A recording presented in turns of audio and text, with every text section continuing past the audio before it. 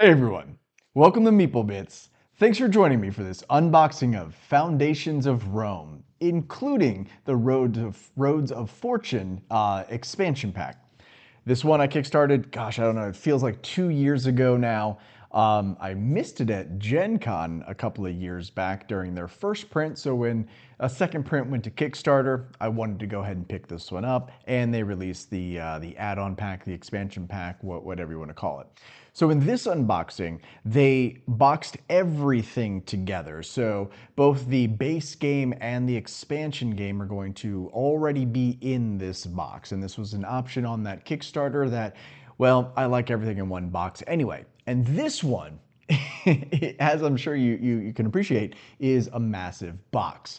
It weighs, and I didn't put it on the scale, but just picking it up, it weighs over 20 pounds. So all the pieces and the components, it's a massive box, and I still don't yet know where I'm going to put it while not playing it.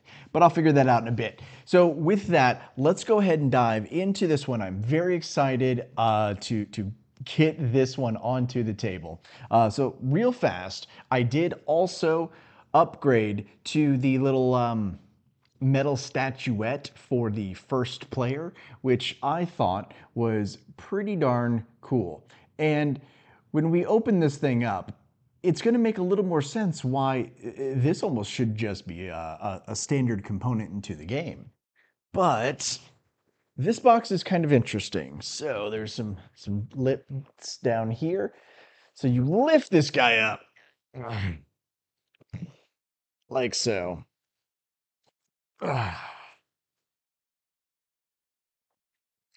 And everything is in here like this.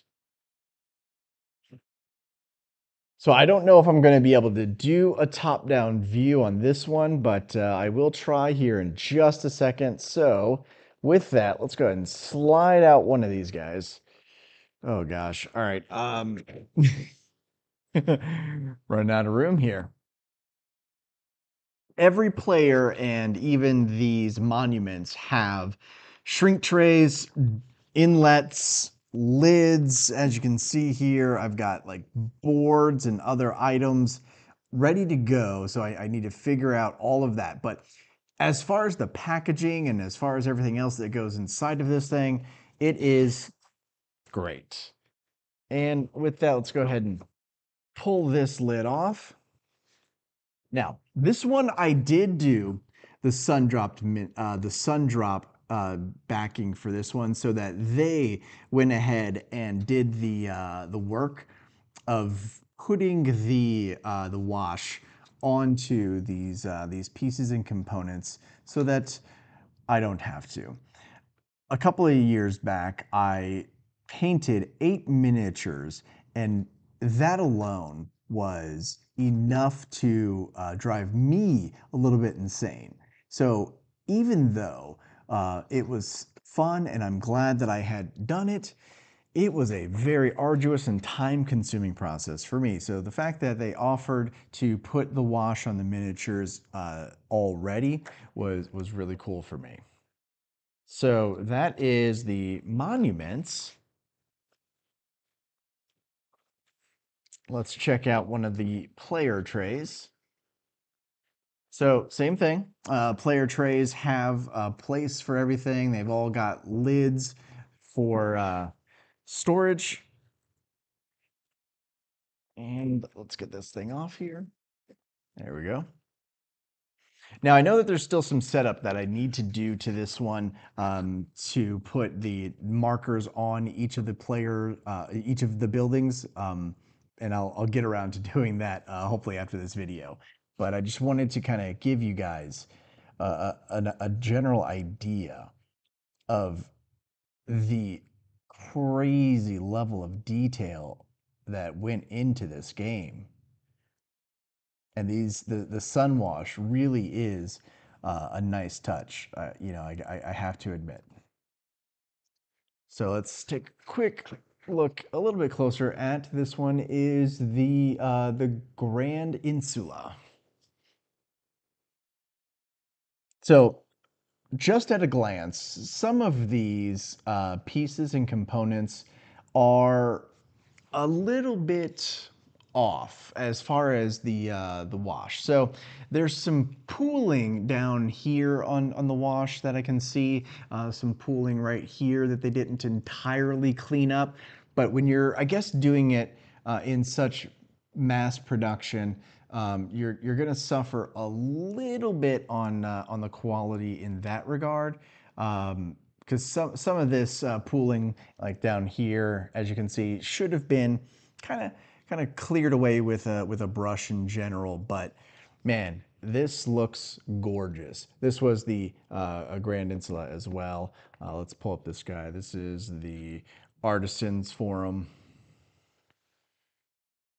But I'm looking forward to getting this on the table just to see what it's going to look like with all the buildings on the main playboard.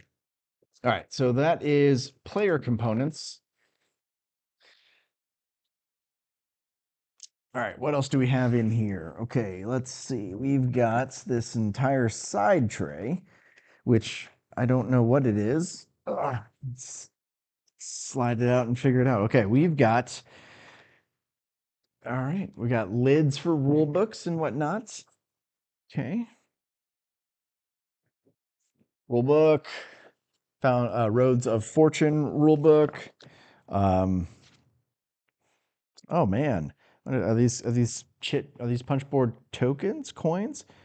I swear I would have gotten metal coins if it were available, but I don't know. Okay, let's see here.